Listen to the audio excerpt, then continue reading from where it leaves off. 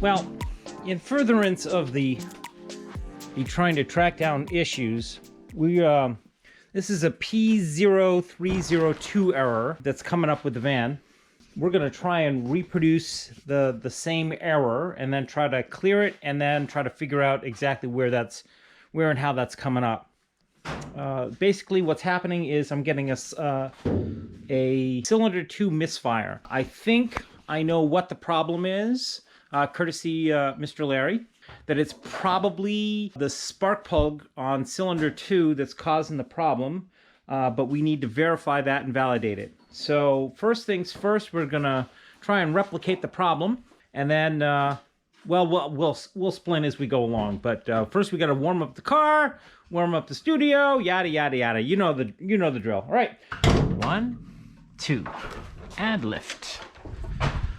All right, here we go. So what we're talking about here is cylinder 2 and pulling the spark plug that's in cylinder 2. The way that I understand this, that if we pull the coil pack from 1, 2, 3, and 4 in sequence, what should happen is that the car should stumble. However, if as we believe that number 2 here is a little wonky, what should happen is that the car should essentially stay at the same RPM. Do I have that right? So far, mostly right. Okay, I'm gonna start the car, let it idle for a little bit, get up to speed. Once it's sort of, you know, got its feet, as it were, then actually I'm going to do this, not Larry. I'm gonna pull the coil pack on this one. Actually, no? if I may. Yeah. You're not actually gonna pull the coil pack out. No. All you're gonna do is disconnect it. Yeah, okay. So I'm going to disconnect my apologies, I'm going to disconnect the coil pack one at a time to see which one of these essentially makes it stumble.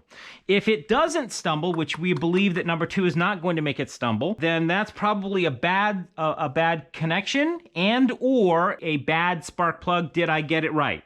Mostly. I'll get it right one of these days. You're doing pretty good. There, Mr. Miles. All right, let me start her up. All right, start it up. We're in park, parking brakes on. All right, we're up, and we're not getting a code so far, but I've said that before. Well, it doesn't, at this point, it doesn't really matter if we're getting the code or not getting the code. Yeah. We've gotten the code enough times that we know it's going to be P0302 yep. when it rears its ugly head. All right. All right. So let's pull one, number 1.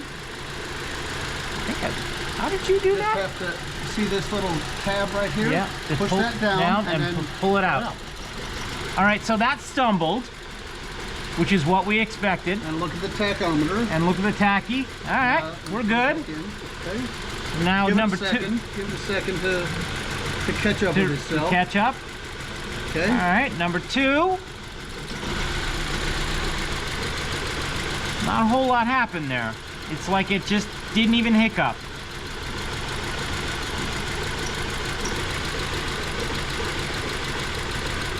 Okay.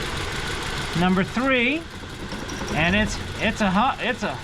that's a little rough. We'll put that back. Give it a moment to catch up. There we go. And number 4. Oh yeah. That's struggling, but not as much as number 3 was. Let's put that back. Let it catch its breath, as it were. And let's try number 2 again. What should happen is that if what we believe to be true is that number 2 spark plug is toast, then it should essentially continue to idle at this level. With very little change. With very little change.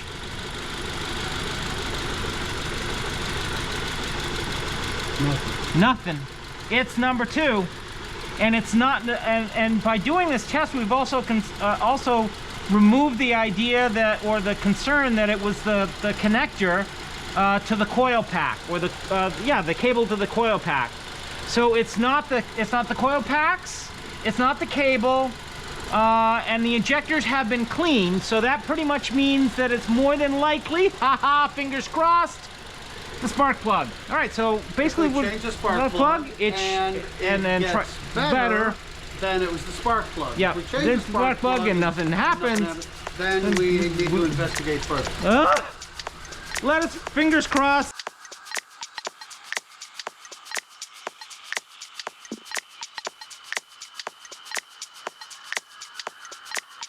All right, so that being the case, let's plug that right back up. Plug that back in. Where's the scan codier thingy? You do the honors, sir. Start her up.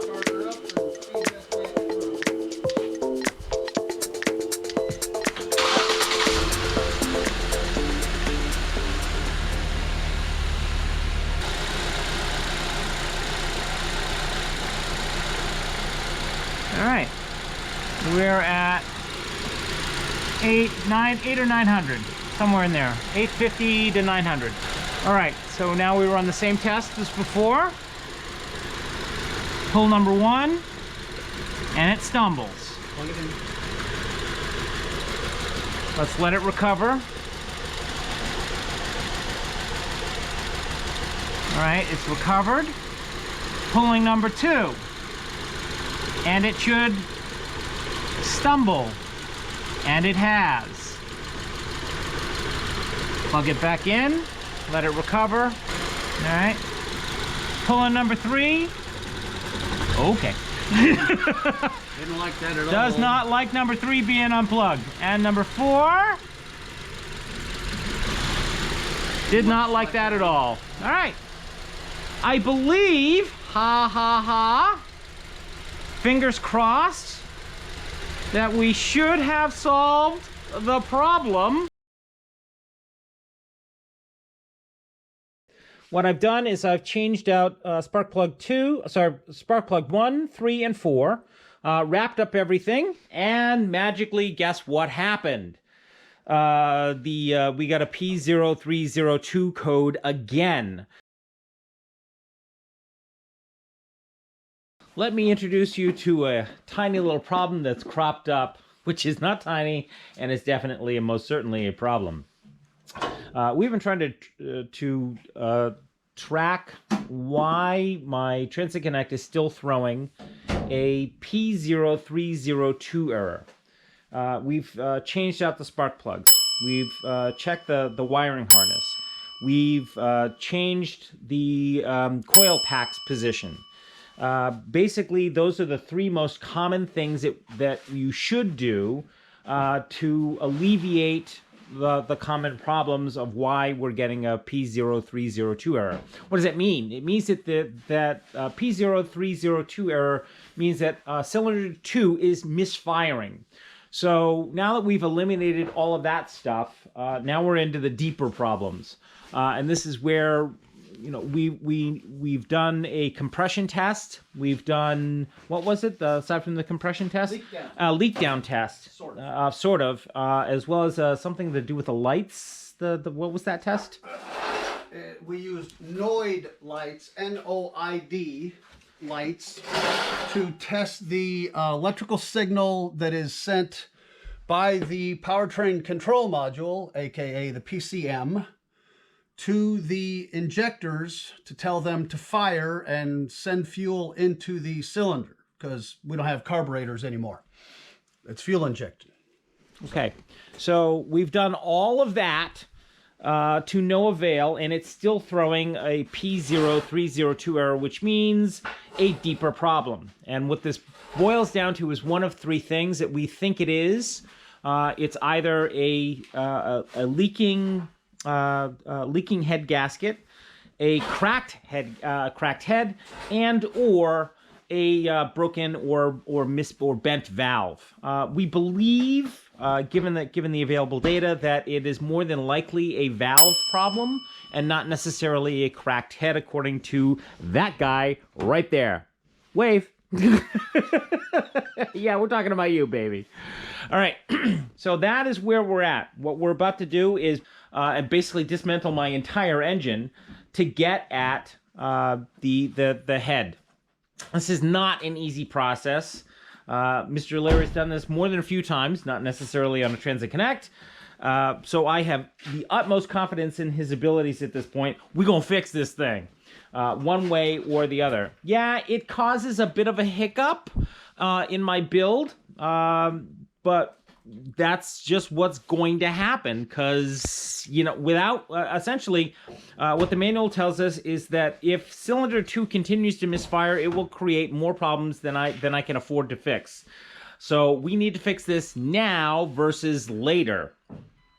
This is, you know, one of the side benefits, if you want to call it that, side benefits of working on an older vehicle that has been driven around a little bit, 237 miles. 237,000 miles, my bad. So what we're going to do today is a little bit of prep work to actually remove the head. That's going to require a little bit of administration. I'm watching Mr. Larry about to hit my door. That guy right there. What do I usually say, Miles? What? What do I usually say, Miles? Which is what? When I'm telling you to calm down? Is what? Keep your fur on. He's telling me to keep my fur on. You're gonna need it today anyway, because it's colder than a witch's tit in a brass bra doing push-ups in the snow. That's why I like this guy. All right. So what we're going to do today is a whole bunch of removal to get to that position of being able to essentially set up the head removal. So just a quick rundown, and I have to read this because I'm still a little fuzzy on it myself. We are going to essentially remove the relieve the fuel pressure system. We're going to take out the battery and the battery tray. We are going to remove the intake manifold, the exit manifold, and pretty much everything that sits around. Oops, sorry. That's all right. He's doing his thing.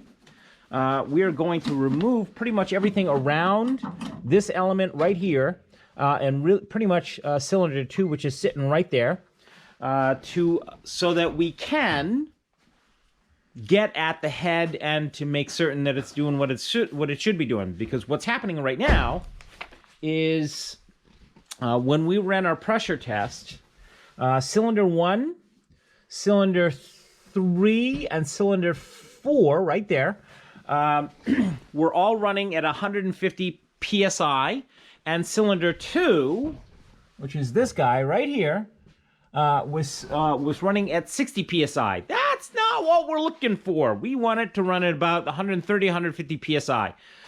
So that's basically what we need. We need somehow or another to address this issue right here with either the valve that is sitting right here.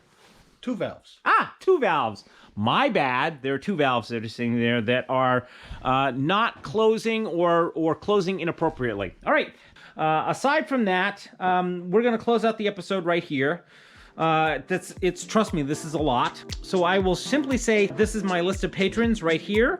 If you'd like to be on that list, please add your name to the to patreon.com. Please select the support option down below that works best for you. Gifts, subs, likes, cash, it all works, baby. It all spends. What? Oh, and food! Yes, food, very helpful. Although it doesn't send very well. All right, that said, I look forward to seeing you somewhere on the road. Bye!